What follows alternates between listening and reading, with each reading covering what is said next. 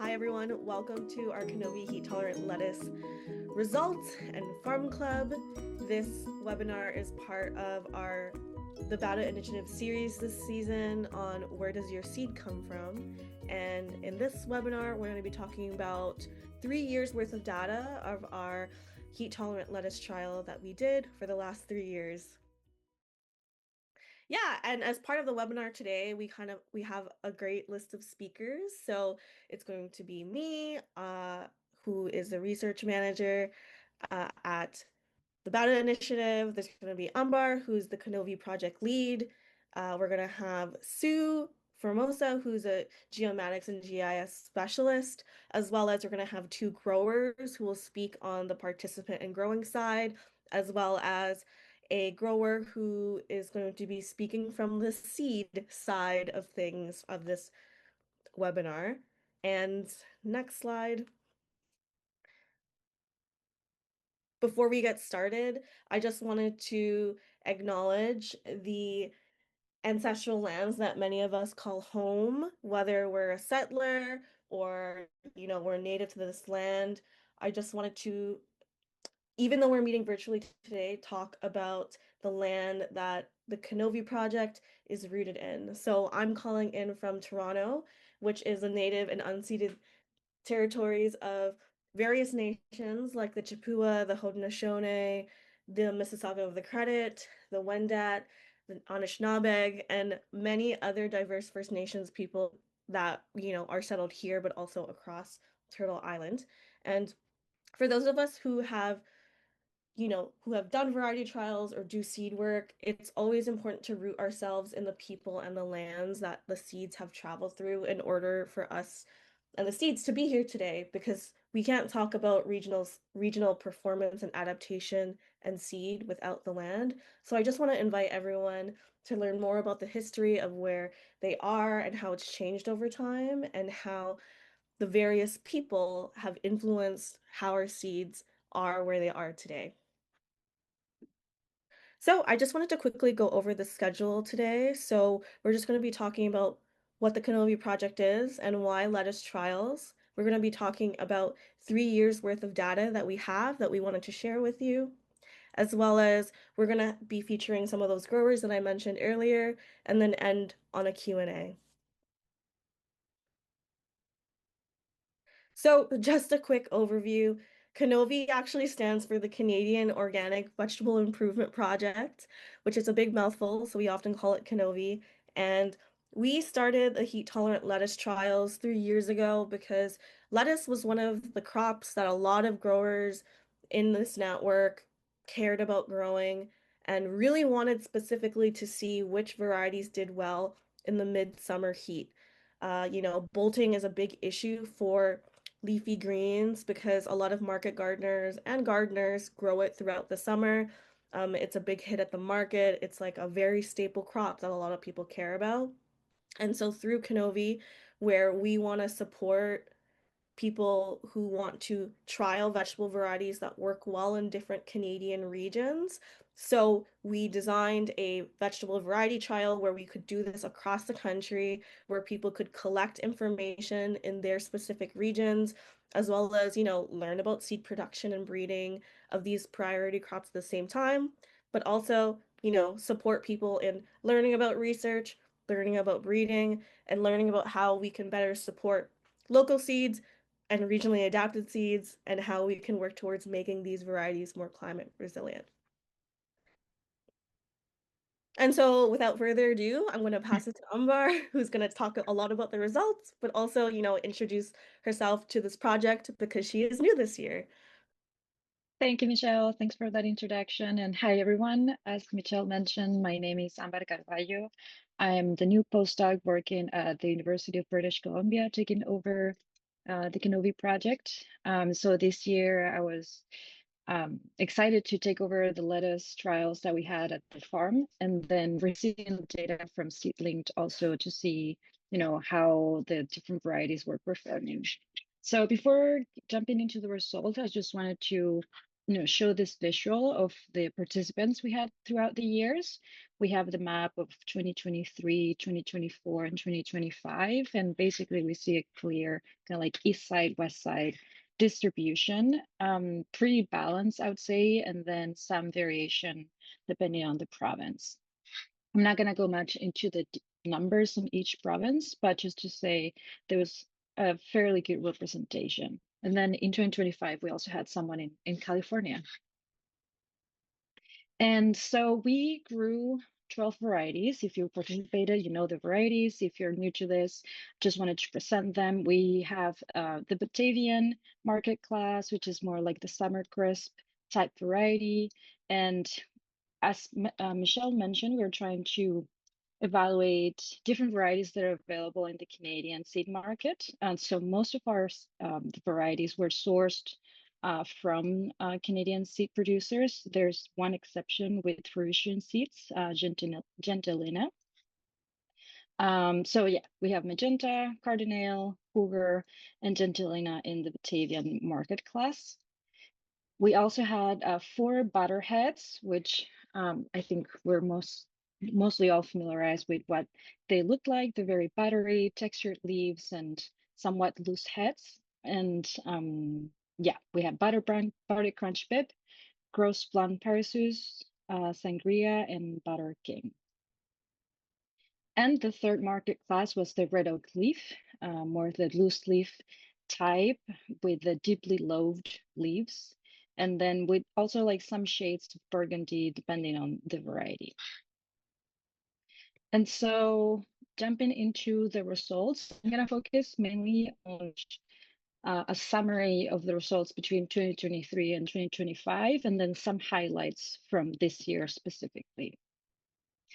And so I thought I would start with the question that we ask all farmers at the end of the season, if you would grow this variety again, yes or no.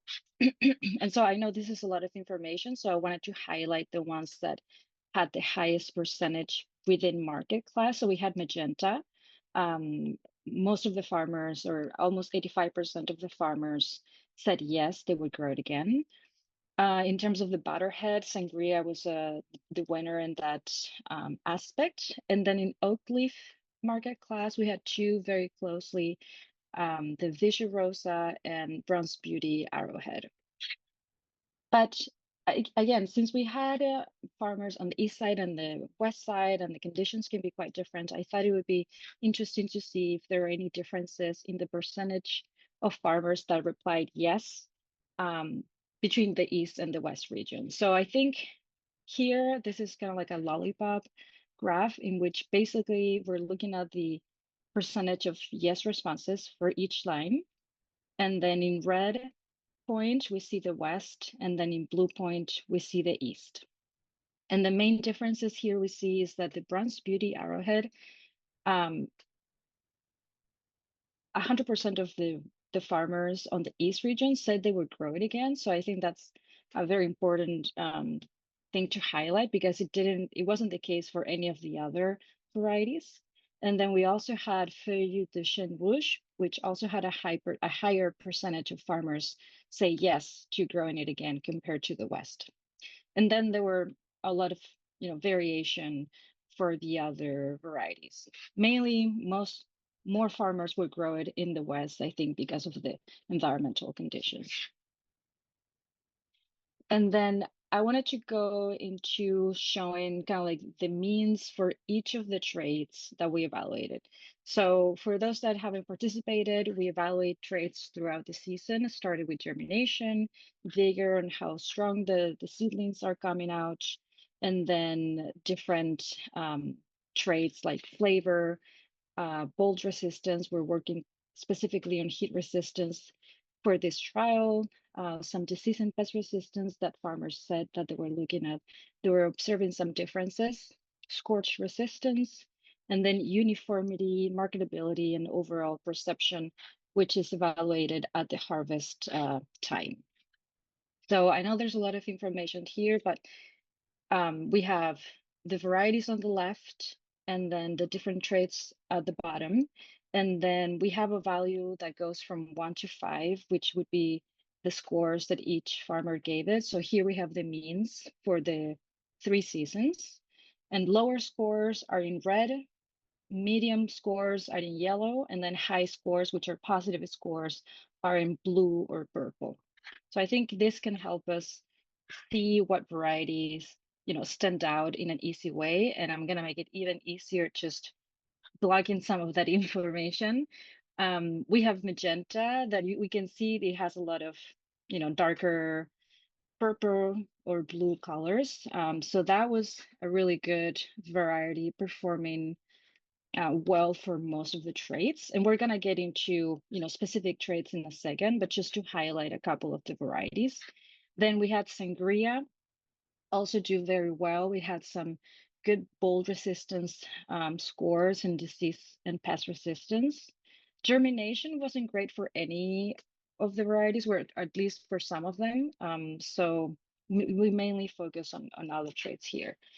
And then we had Brown's Beauty Arrowhead in the oak leaf market class, which also did pretty well. And it was also one of the varieties that most farmers said that they would grow again. So like the data affirms itself in how farmers are rating, and then how farmers are deciding what they would grow again or not in the next season.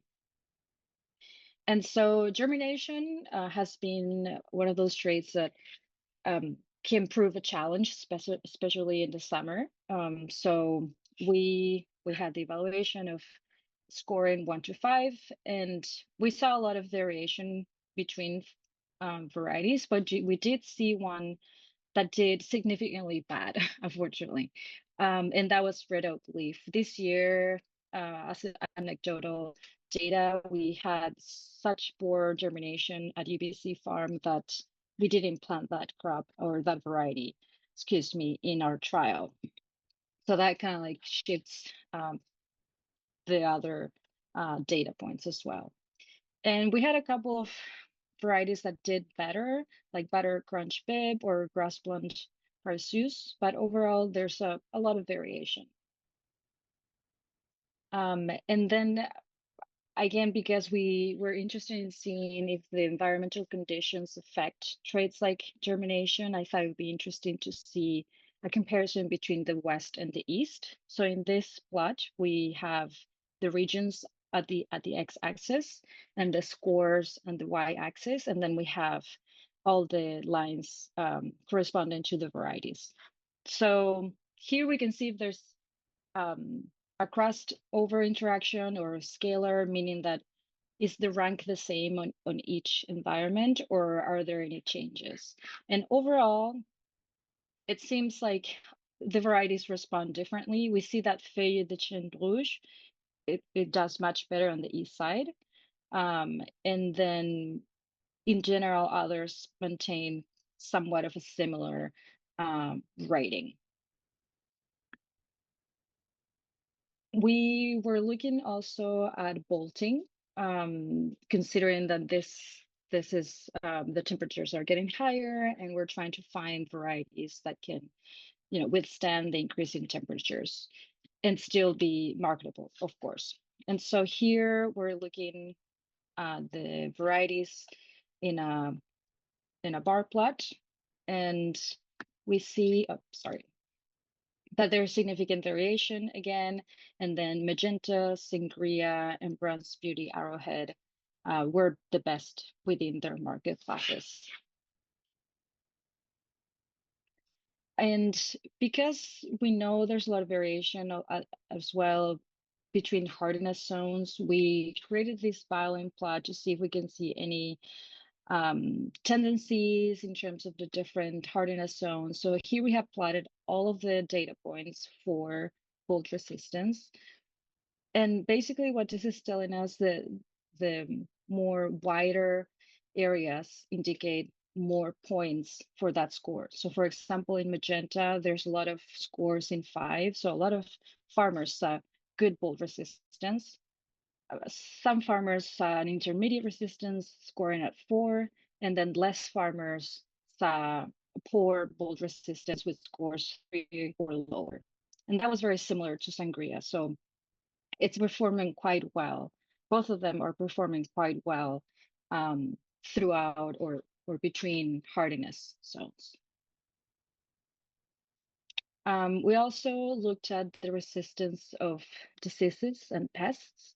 I know this is very broad because we don't specify, if we're talking about fungi or insects, it kind of like includes all of that to keep it somewhat easy to evaluate. Um, and then we get sometimes comments from farmers saying what was it that they were observing, sometimes some rotting at the bottom.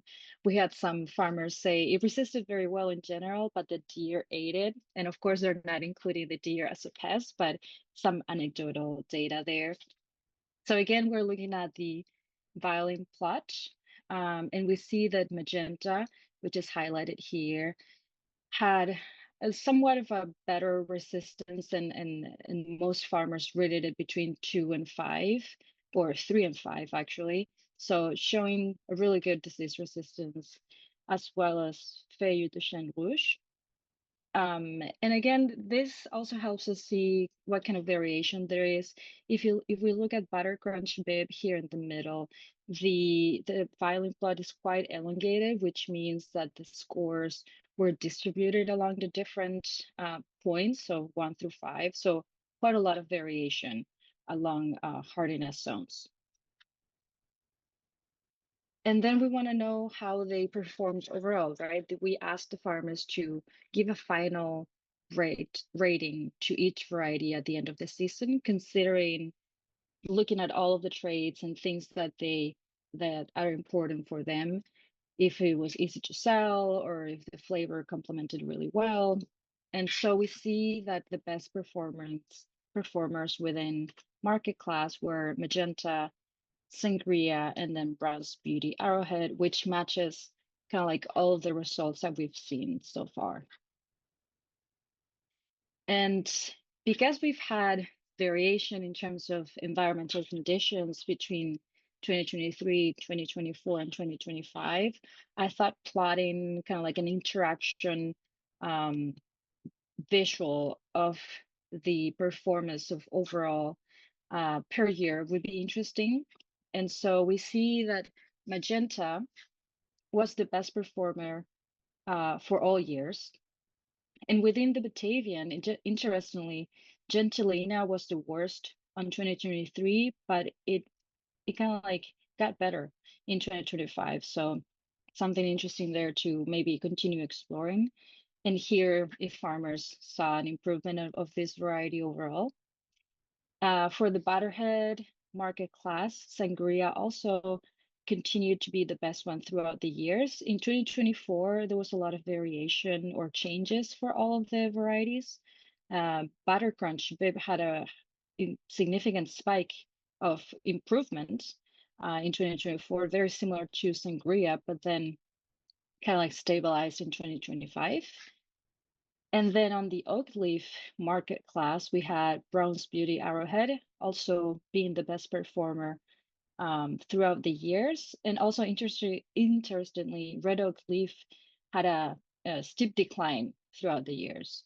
I think mainly caused by the low germination, which of course means that farmers are not or growing it or having not a very uniform crop in general.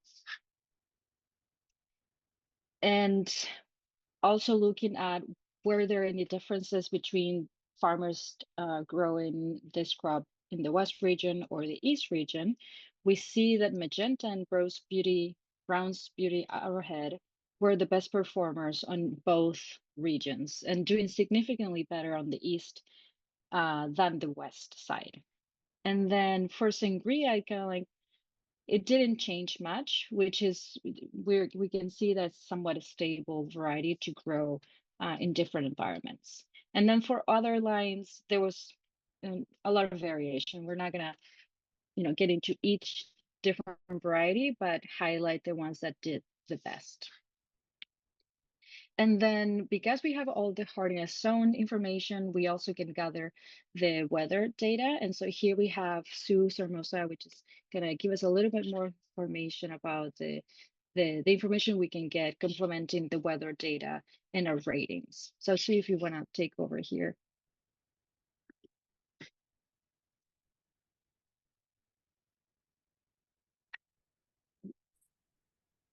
Great. That I There. hope Yeah. that worked. Yeah, we can hear you. Great. Hi, I'm Sue Formosa, and I'm a geographic information specialist, and joined this project after my retirement to volunteer my time because I love making maps, and I thought this was an amazing project. So I have worked on the bolt resistance and looked at it in comparison to the weather. So I'm looking for to see if there's any link between a good score around bolt resistance and any particular temperature that could be linked to those higher scores. We didn't find any of that. Generally, we found that we had that kind of a range of scores and temperatures that was very friendly. All the varieties of lettuce in the majority seem to have a comfort around a range of temperatures. So just to talk you through this map, if you're looking at the full report, this is for 2025 results, and we had 31 sites across Canada participate by giving ratings for bolt resistance. And that was out of the 39 sites participating in total. And then we have the average temperatures, and so we see that they vary between 15 degrees and 22 degrees across the country. And these are the lettuce varieties, and they're kind of grouped in their classes when you're looking at the ratings for each site. And then here are the bolt resistance ratings. And so these help you take a look at these embedded information. These are all of the sites that are across the country, and they are signified by their temperature. And so you're able to see what the average temperature was at each of the sites. And then these are the highest bolt resistance ratings for each of the sites. And there is a fair amount of variety in how much people rated more than one, just a few, or over here, everything got a 5 rating at a few.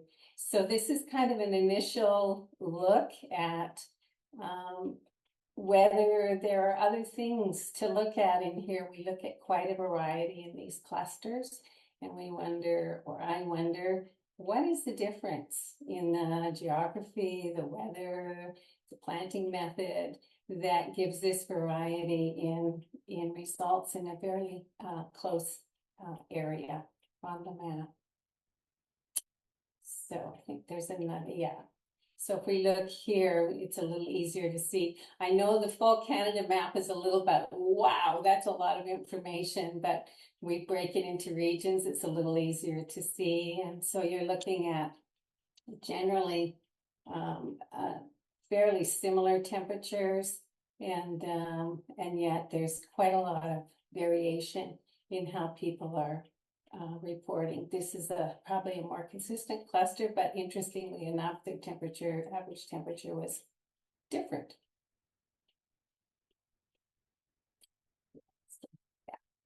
And then this is over on the west coast of the country. Lots more multiple ratings. I found it very interesting, a lot of more uniformity in the temperature within this mid-range. And then we had a really low range one that doesn't show on this, but does show over the 23 to 25 map.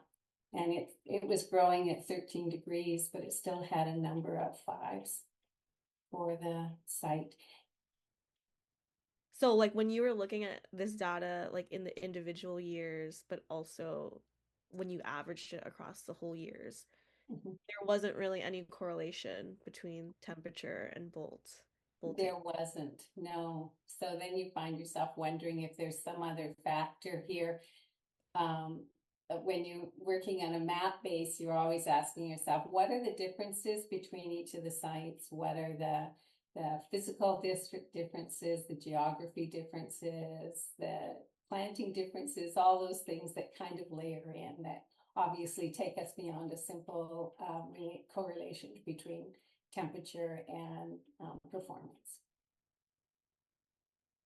Cool. And I know like you mapped out each site, but there were certain sites that were like very close together and Yeah. some that were further away. Did you find like any major differences between the sites that were like really close together, or did you find they often were the same? Or Yeah. yeah. So if you look at this area here in which is Vancouver Island and in the Vancouver area, and we have some similarities, but we also have some differences. Wait, I saw something interesting. I'm gonna go back one slide. Here, so this point means that the average site temperature was 22, right? That's right. And only these two varieties, Magenta and Brown's Beauty Arrowhead, got uh, scored of 5, at least by one farmer. That's correct? Right. Yeah. So I think that's, for example, an interesting, and then we have this other point, which is 21 degrees Celsius average temperature, which also got Magenta, but also Brown's Beauty, no, sorry, Butter Crunch Bib, um, with a score of 5. So we did say some differences there on what was being scored a little bit higher on those higher temperatures. But correct me if I'm interrupting, in interpreting this incorrectly. Yeah, no, I think that's it. I think that it's Hmm. very interesting that they're very close. They're very close, similar distance to water sources along the lakes, and Right. seem like they would have very similar geography if we look at topography in the area, and yet they had quite different ratings just within that 1 year. Hmm. Yeah. Yeah, and there's also a question in the chat asking how we mapped the temperatures or like calculated the temperatures. So Oh, as part sure. of, yeah, as part of the trial, you can input your planting dates and like so when you sowed seeds, when you planted them out into the field, and when you harvested it. For this trial, we asked everyone to start planting their seeds at least after the summer solstice so that the seedlings were planted out during the hottest part, well, theoretically the hottest part of the season. And then from the dates that we had, we just collected the temperatures between the start and the end of the lettuce and then averaged it for mapping purposes.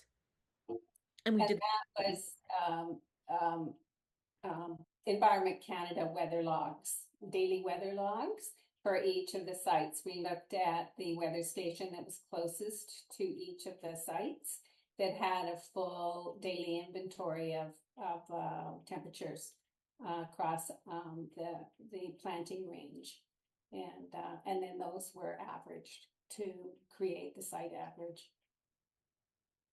Thank you, Sue. Uh-huh. Yeah, so overall conclusions, I want to highlight the lines that perform the best within each market class. And these are photos from our UBC farm trial. And I was very excited to have such beautiful heads of lettuces. And of course, the crew was also very happy to take some home. But talking about the traits, we did see some significant variation in terms of bolt resistance. We just talked about this. We saw variation both between varieties, but also how the varieties performed in different regions in Canada. The best performing varieties had variable germination. We saw this at the beginning when we were talking about this trait. And then these specific varieties were not the best performers in terms of germination, but after that, they did pretty well. So it might be a thing of planting 2 seed per cell and then, picking the best. But that also could be a conversation after, because I know farmers don't want to spend the double of the money in seed if they know they could find another variety that maybe has higher germination rate. And also highlight that the best varieties that we're highlighting here might not be the best for everyone. I think looking at the report that we're going to be publishing, I think it's published, with the differences between the East and the West region could be very relevant for farmers to help guide their decision in terms of choosing what varieties to plant maybe next season. And so we also have a couple of farmers joining us today, and I was wondering if maybe, Michelle, do you want to introduce them? Patrice Fortier is here, and so he can talk a bit about his experience, not only as like a grower, but also a seed producer for some of the varieties that are available through this trial. Okay. Okay. Can you hear me now? Yeah. Yeah. Yeah. Good. So, hello everyone.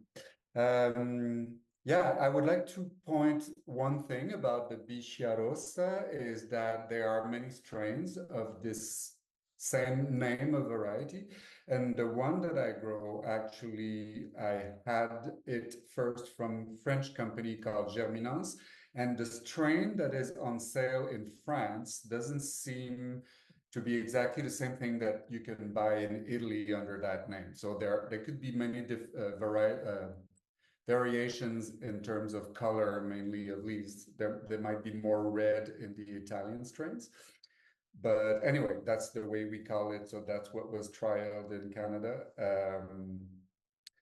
So I live in Kamouraska. For those who don't know where that is, it's on the way to the east coast of Canada. It's in Quebec, but on the way to the seaside. There's whales and there's salt water and a lot of wind. Good soils though, but I grow lettuce close to sea level. So that's a problem for me because while I do select for bolt resistance, I need my lettuce to bolt to gather seeds from them. So I'm very limited in the possibilities that our short summer offers. So I had to invent ways to produce seeds in my conditions. And one of the things, and I have to say that I really enjoy hard selection on seed production. So I do put my plants under difficult trials like winter survival and stuff. So I found ways to grow my lettuce in a biennial way. That's what works best for me because if I sow my lettuce, and I don't really enjoy growing in containers and transplanting them. I like to sow them direct sow the best. I realize that in my growing conditions, I can best select for good root production and good autonomy for drinking, like the plants feed better with their own when they haven't been transplanted, I find. And I do not support the lettuce when they grow seeds. So the ones who have grown lettuce for seeds know that sometimes a blooming lettuce can be 5 feet high.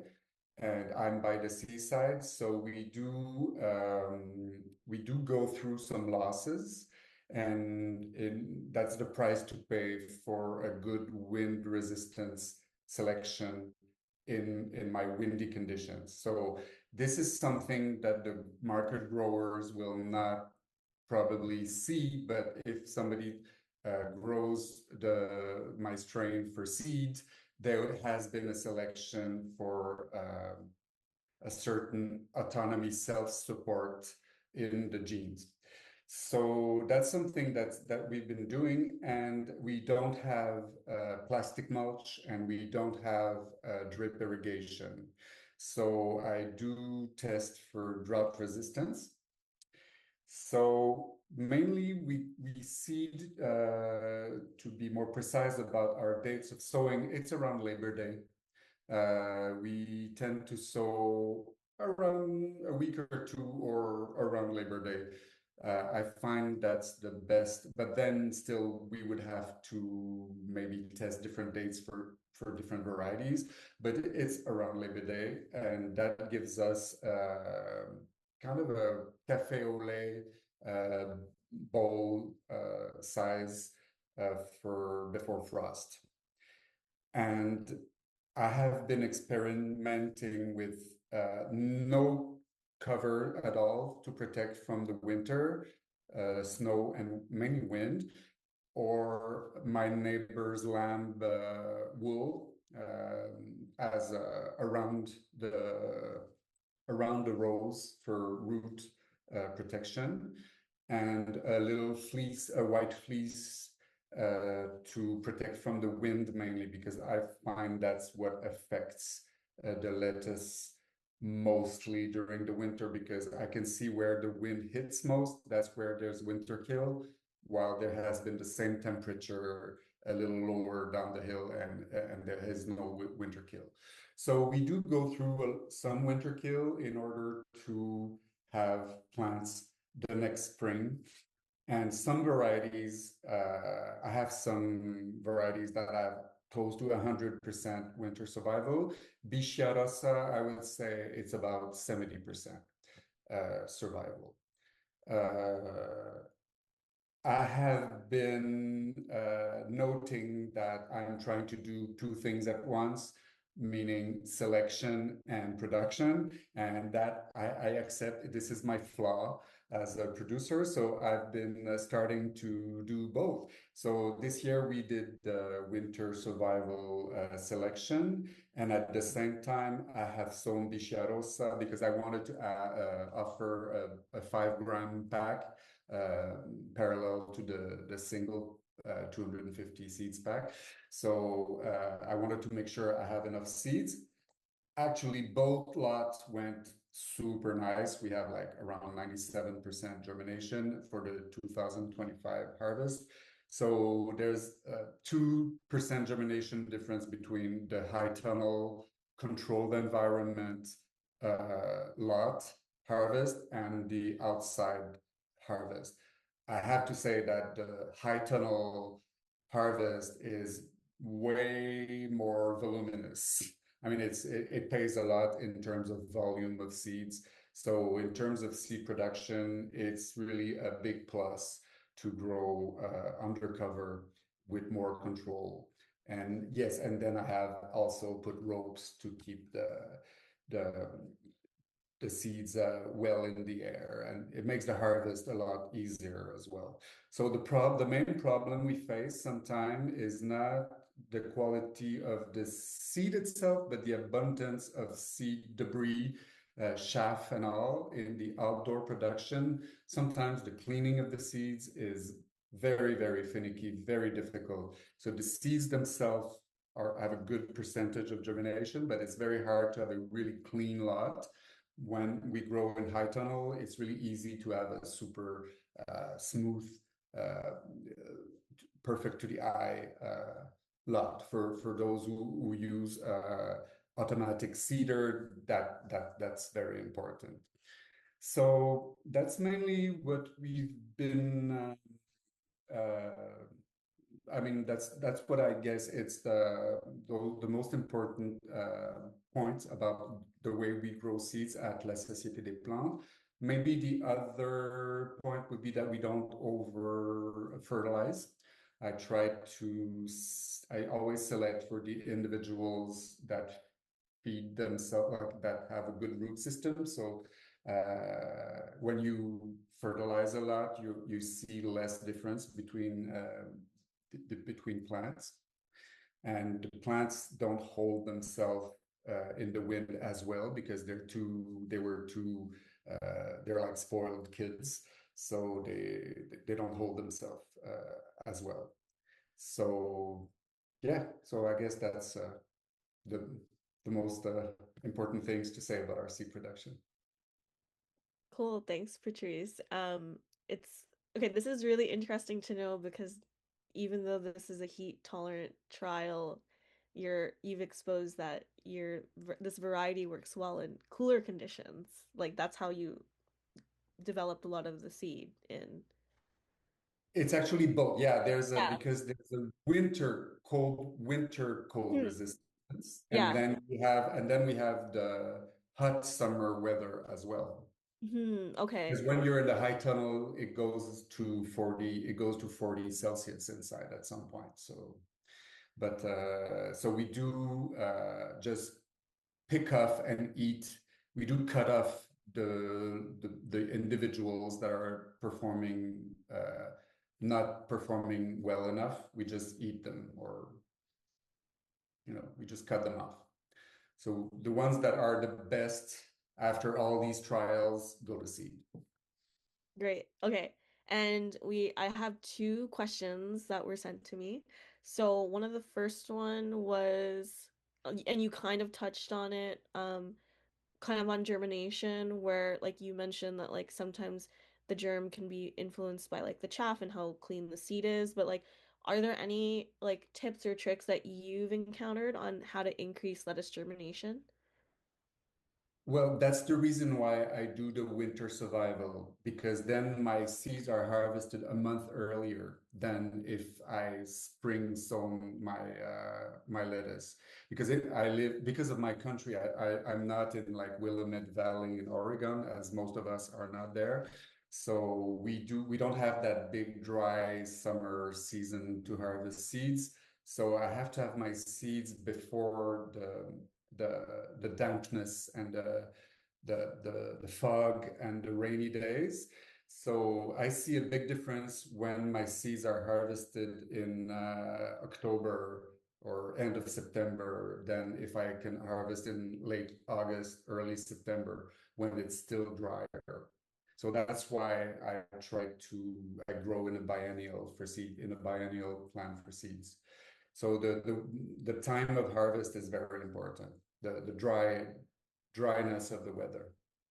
Okay, great, Yeah. awesome. And the second question that we got was, so you've been doing, seed saving and selecting for this lettuce in your catalog. And, in the past, we've sent the results of these trials to seed producers. Has any of the results given you like any ideas of like any varieties you want to take on or like different things you want to select for or anything like that? Or are you still stuck with the varieties that you like and the traits Uh, to do things? I mean, lettuce wise, Yeah. uh, I think I want to mainly improve my volume, the volume of my production and the quality and the volume. And I'm not sure I understood the question. I'm not looking to sell every bestseller. For sure, for sure. Yeah, but yeah, sangria, like I would be interested in trying out sangria and magenta for sure. But I'm working on other butterheads as well. Well, for me, the winter survival is most important, and like I have my Val d'Orge, which is 100% winter surviving. Mhm. So I'm trying to, and I'm like one of the only companies who is working with Val d'Orge. So I think I'm gonna be not fair, but constant with my engagement with that variety, and I'm gonna resist trying out other butterhead that could compete with her. That's fair. Yeah, anyone else have any questions for Patrice while we still have him?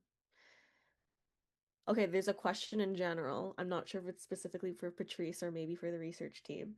But the question was, lettuce mix is such a bigger seller than lettuce heads.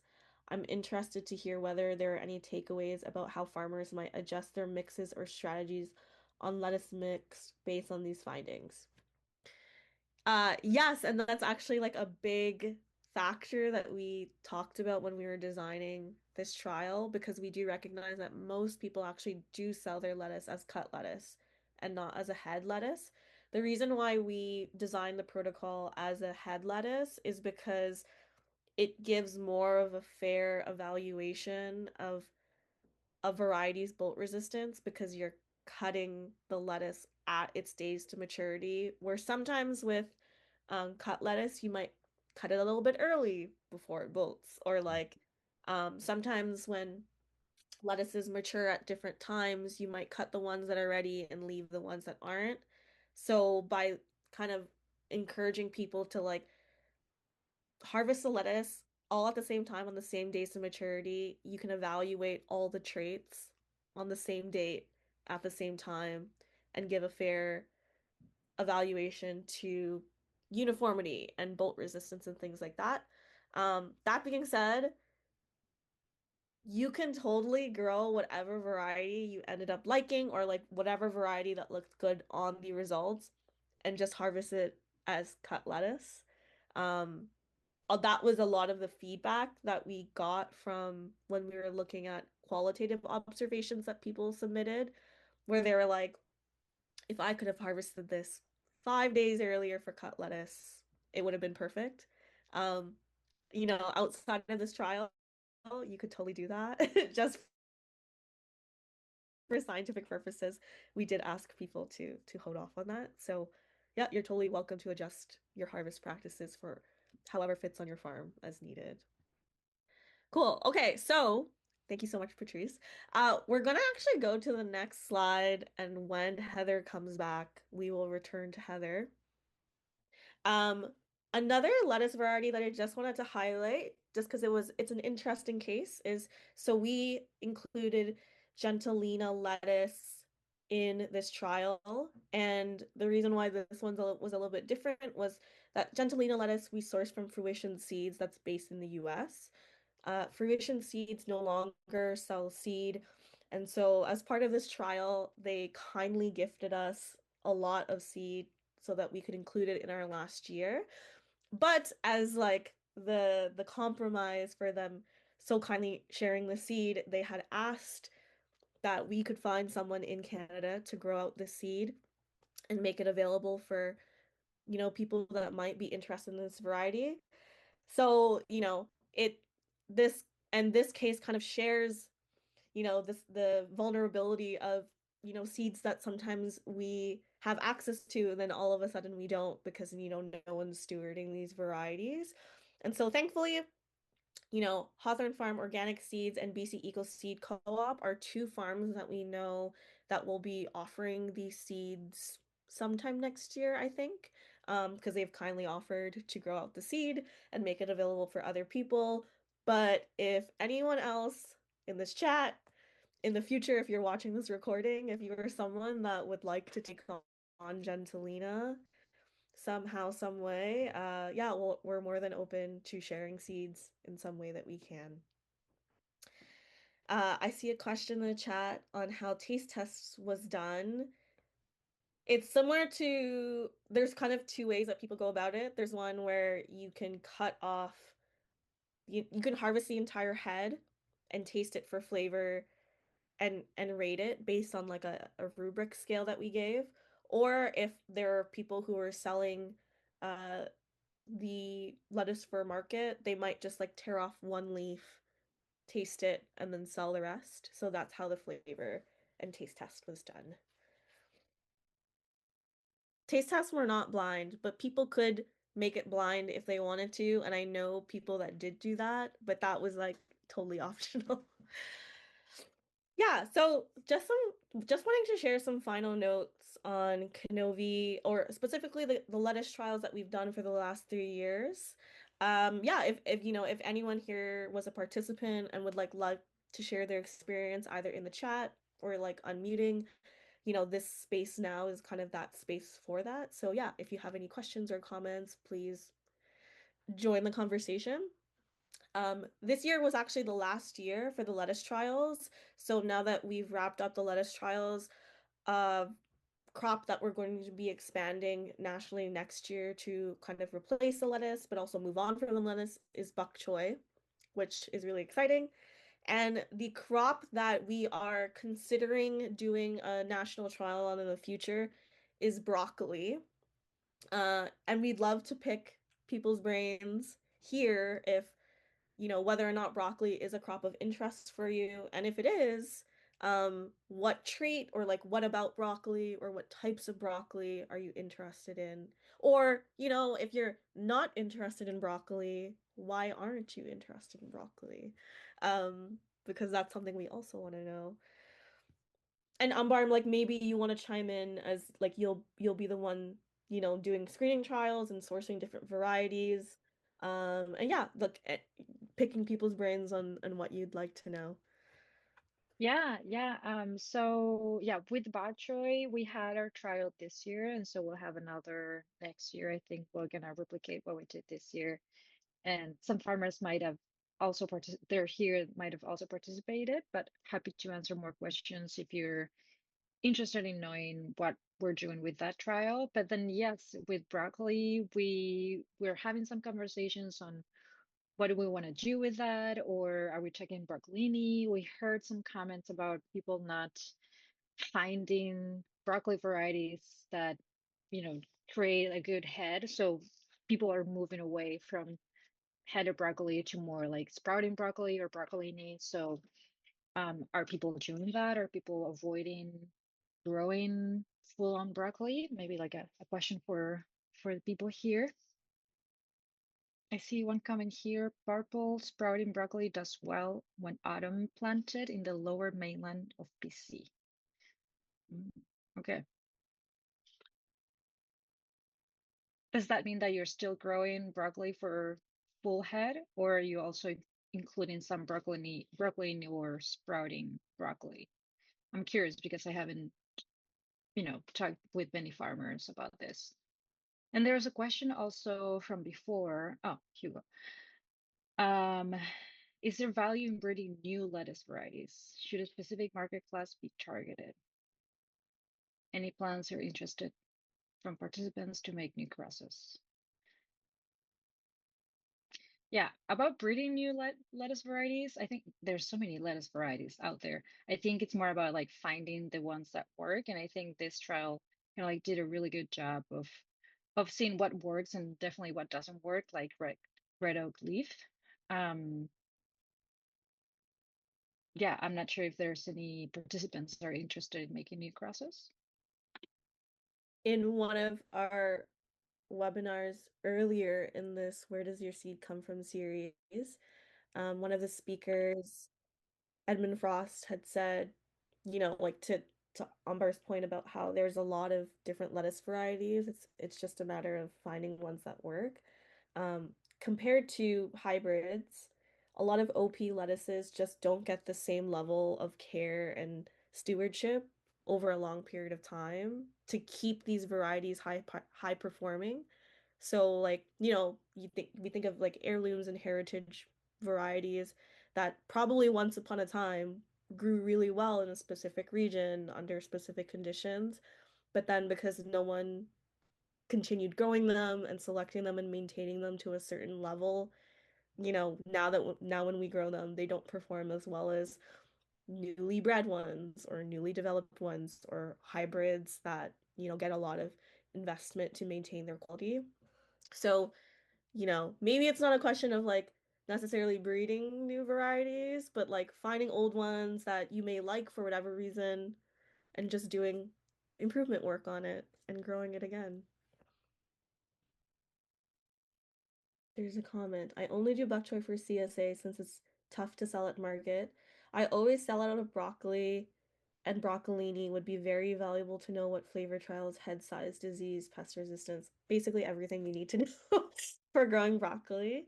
Um, yeah, so regarding bok choy, some of the feedback that we got this year from doing the trial is that there's very mixed market demand for full-sized bok choy versus baby bok choy.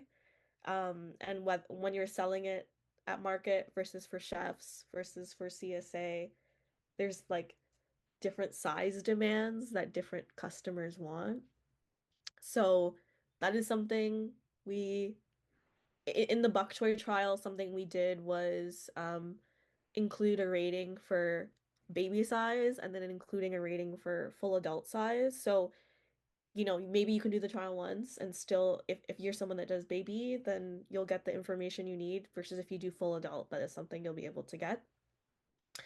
And then like to your point, Glenn, on broccoli and broccolini, uh, all the traits that you mentioned are like all the ones that um everyone always wants to know if there's like a broccoli that has the best disease resistance and is vigorous and makes a beautiful head and like I don't know, is like a superstar in every way.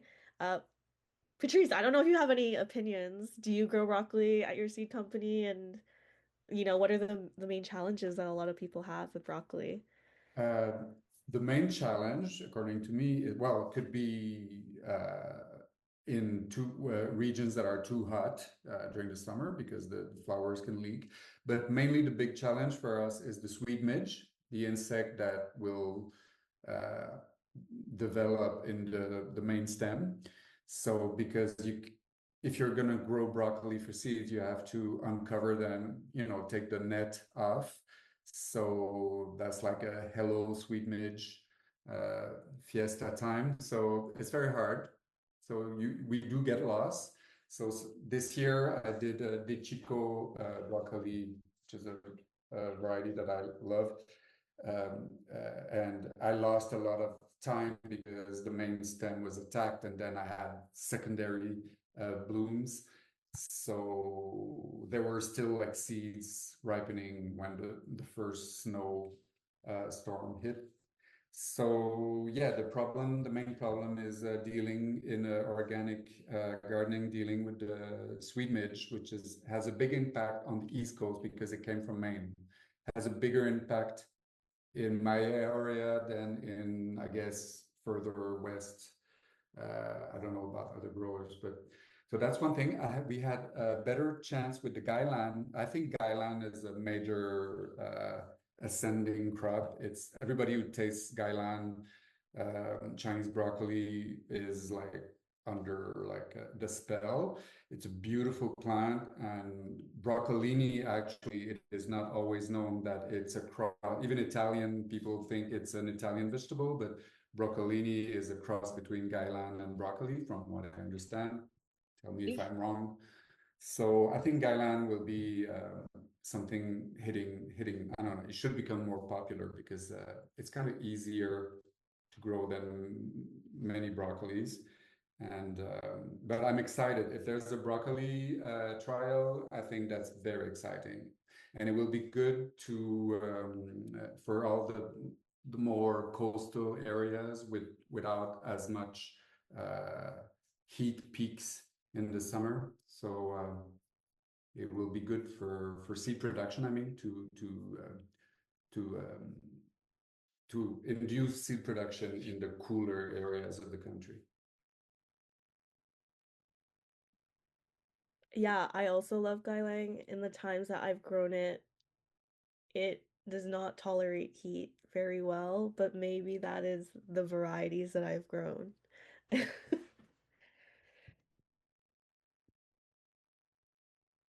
Cool. Um, yeah. Amar, did you have any last closing thoughts? I think I see one more comment here about a gardener in BC. They've had great success with the cocoa broccoli, small heads, fairly prolific, and not bulging like sprout broccoli. And they're looking for OP broccoli seeds that produce large compact heads. So I think yeah, that a lot of farmers are looking for that, but I don't think if they're available. So that could be something that we could explore in our trials, try to see if there's any large compact heads available as OPC. But I guess we can have more discussion about, do we want to focus on that specifically, or do we want to do like a side by side with sprouting broccoli, if that's something that farmers are integrating at the same time as trying to produce large compact heads. So I guess we could talk more about that Yeah, in our and future meetings. Yeah. and maybe you can share a bit about like where the broccoli screening trial came about and what type of lines you have access to now. Yeah, so I actually, Hugo, if you want to help me with this, because we got the seed from you and the farmer that they're working with in Quebec. But yeah, basically we have a about 20 lines with various amount of seeds. So I'm not sure if we want to include them all, but there were questions about how these lines could perform and if there would be anything interesting there to continue sourcing. So Hugh, I don't know if you wanted to say anything else about those lines. So a couple years ago, the seed, let's see, the seed works, which was it's like a small farmer-led, woman-led breeding collaboration between different seed companies in Ontario. They they wanted to generate a gene pool of a wide gene pool of broccoli that and one of the motivations was that cytoplasmic male sterility is being integrated in a lot of hybrid lines, and so in the foreseeable future there's going to be less access to non-CMS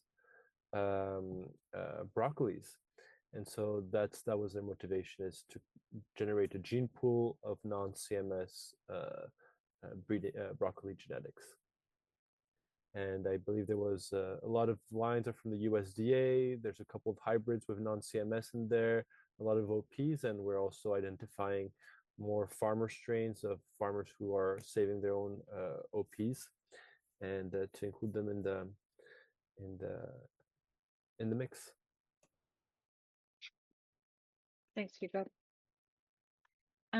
Yes, I think that's what we had for today, unless there's any more comments. Thank you everyone for joining. I hope this results are useful for farmers to make decisions in the future about what lettuce varieties they want to include, or maybe stay away from, or maybe give another chance. I think I have a couple. Yeah, everyone, thanks so much for coming. If you have any opinions on bok choy or broccoli that don't come to mind now, feel free to email the webinar coordinators or your regional coordinator or anyone involved, and we will add it to our list of feedback about broccoli and vegetables in general. Yeah, and thanks so much for coming. Hopefully everyone had fun growing lettuce these last 3 years. And the report with all the results that we talked about today will likely be sent out sometime this week.